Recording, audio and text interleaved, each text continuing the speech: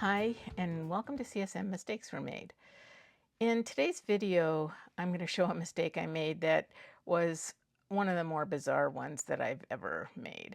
And I'm going to challenge the viewers to see if you can identify exactly where it happens. I certainly did not, and I'll take you along for the ride when I do discover it and try to figure out what the heck happened. I finally do discover what happened, and at the end of the video I'll show the effect it has on the actual sock after I've washed and blocked it. Again, we have cast on. We have done all of the needles for Juana's cast on.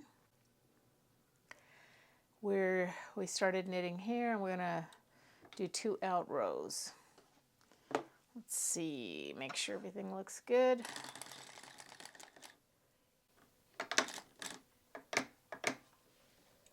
Out, 1, 2,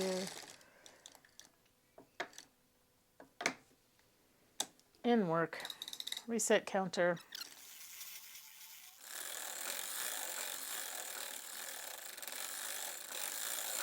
and then we'll come around to 6 o'clock on row 20, swap out some of these needles so that I can get a 5x1 rib.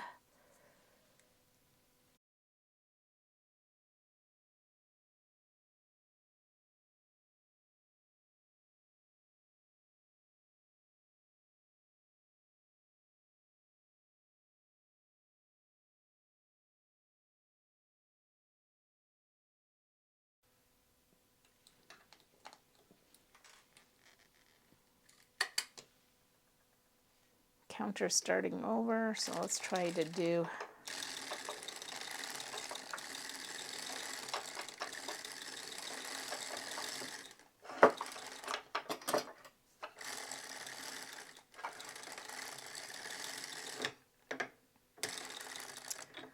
that. Didn't knit for some reason.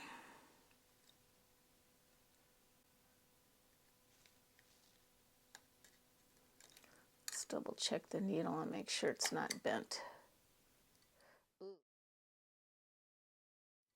Ooh, that needle is bent. Okay, I can tell it's bent. It won't drop all the way down unless I really push it, and that's really pushing it, and then it won't come back up unless I really crank on it. Instinct is to try to unbend it and keep it in work. To unbend it, if you have tough fingers, you can do it just with your fingers, but my fingers are not tough. So I'm going to take my pick tool and kind of bend it. Normally it got bent in this direction, so I'm going to bend it back. And I put a little pressure on, I pull that little latch, I kind of open it to 90 degrees and then I pull it, and it's not really responding to this, so I may end up having to swap out this needle.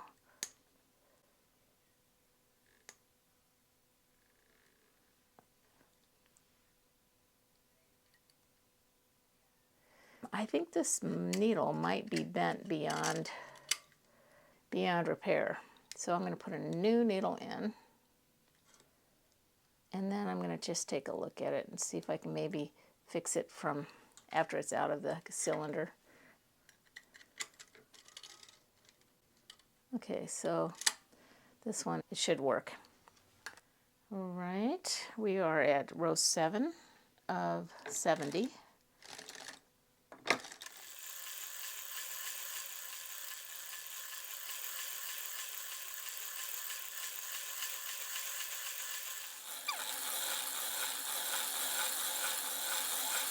$69, $70. So now I'm going to do my preheel.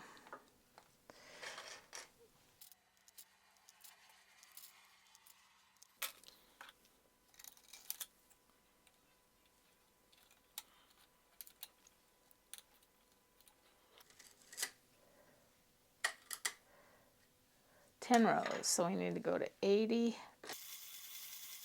77, 80. Now we do a heel. Put these in short-term parking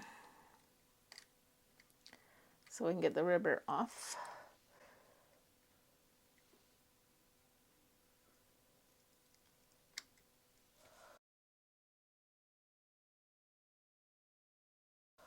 Oh boy, I think I may have made a big boo-boo. I don't know, something happened to that needle there. I thought I put it back in.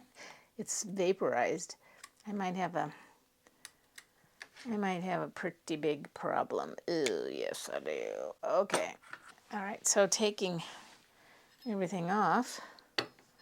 This is so weird. I thought I replaced the needle, but I'm seeing a big run right here.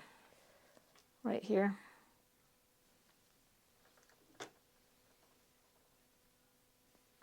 What a weird thing. Did I drop the needle in here? Well, I'll be going back through the footage to see what I did wrong. Sock looks very good at the cuff. So the run did not go all the way down. We took the weights off, so that's good. And I'm going to take this little silicone band so that I don't drop more needles by lifting them off because there's no weight, and that the little wicked sharp part of the needle is not going to snag my sock. Okay, I found the end of the run. So I should be seeing a live stitch in here. This is a cylinder needle.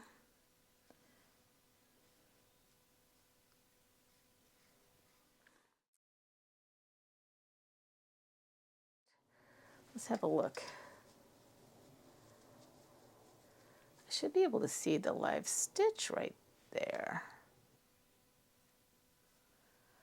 This is very mysterious. Once again, here's the column. I guess that is the live stitch, maybe. Oh my heavens, I don't know what has happened here. I can't see a live stitch. Oh, none of these would run any further than they have, so that indicates there is no live stitch.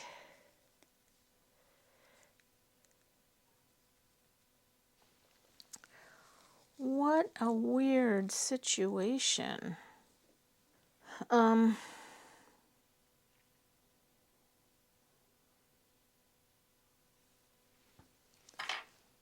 Okay. I know what I did. This is not a run. This is so weird. Okay, this looks like a run in almost every way. There are wide ladders of long stitches, running threads, I guess. And what I did makes sense now. What I did is I took this needle out of work because it was bent. Okay, I'm going to get that out of there. And when I replaced it, I put the new needle, the unbent needle, in the wrong slot. I'm going to try to move the camera around so you see what I did. There's 4 cylinder needles, and we have 5. It's a 5x1 ribbing. There's 4. The 5th one is here. It's lifted up. And I put it in the slot that was really where the ribber needle was. and both knit. So the good news is both did knit, but I have this funny flaw now in the fabric. That's why I didn't have a live stitch. There's no run. There is no run. There's just bad looking column of stitches created by a poorly placed needle. So that's that. Let's get back in business here. Okay, so We'll correct it by, I've got that off of there. I will take it and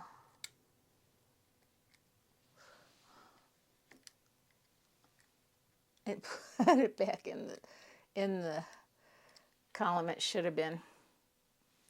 I guess the good news is I don't have to repair any drop stitches.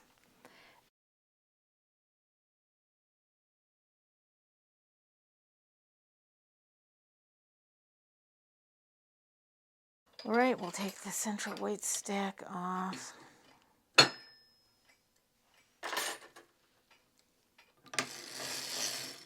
This is the sock we just got off. So one more quick check-in with folks. That weird mistake that I made by putting a needle in the wrong slot made it look like a drop stitch, right? For many moments I was convinced that I had dropped a stitch. And it was finally kind of dawning on me that, as you saw in the video, it wasn't a drop stitch at all. I had put a cylinder needle in the same slot as the ribber needle right above it, or the corresponding spot, I should say. So here's what it looks like. Here's 5 cylinder stitches. The first gap right here is a column of ribber stitches. That is a cylinder stitch that was placed too far away from the other 4. So anyway, it's all to say that it does show. Here it is turned inside out, and this is kind of matching what we saw when it was actually on the machine. That looks like a column of drop stitches, but of course they're just stretched. I guess if I were inclined, I could try to take a pick tool and move the stitches manually, all 70 of them, but I don't think I will. Thanks for watching CSM Mistakes Were Made.